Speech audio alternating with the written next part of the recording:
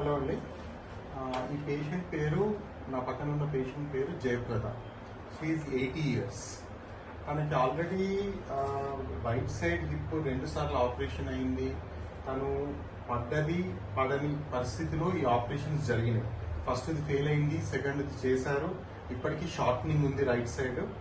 ఇప్పుడు మళ్ళీ left side కొత్తగా బాత్రూంలో స్లిప్ అయ్యారు, కాకపోతే ఫుల్గా పడలేదు.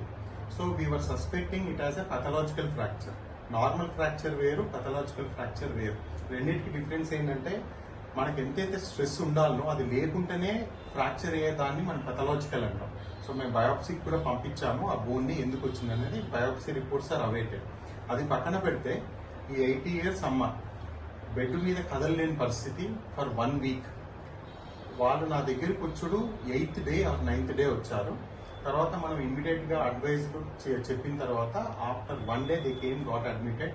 లక్కీగా తన ఫిట్నెస్ చాలా బాగుండే, బెడ్ సోర్స్ లేవు. Even after 8 days of on bed also bed source issues లేకుండే, షుగర్ లేదు, ఫిట్నెస్ చాలా ఫాస్ట్ వచ్చింది. కాబట్టి మనం నెక్స్ట్ డేనే చేసుడు జరిగింది సర్జరీ. చేసిన తర్వాత you are seeing the result. She's right standing in front of me. ఇప్పుడు నడవండి అమ్మా మంచిగా, comfortable, without any support, only walker support తోటి నడవండి. మోకాలు నొప్పి వచ్చు, కొంచెం ఒక 2 steps వేయండి మెల్లగా.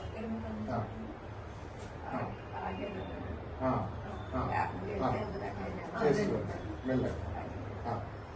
సో చాలు.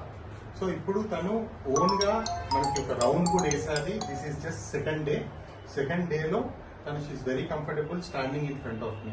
80 years old ఫీమేల్. సో మనం దీన్ని అంటే చాలా మంది ఏమనుకుంటారు, ఆపరేషన్ చేసిన తర్వాత బెడ్ రెస్ట్ చేయాలి, కొన్ని రోజులు ఇవ్వాలని అనుకుంటారు.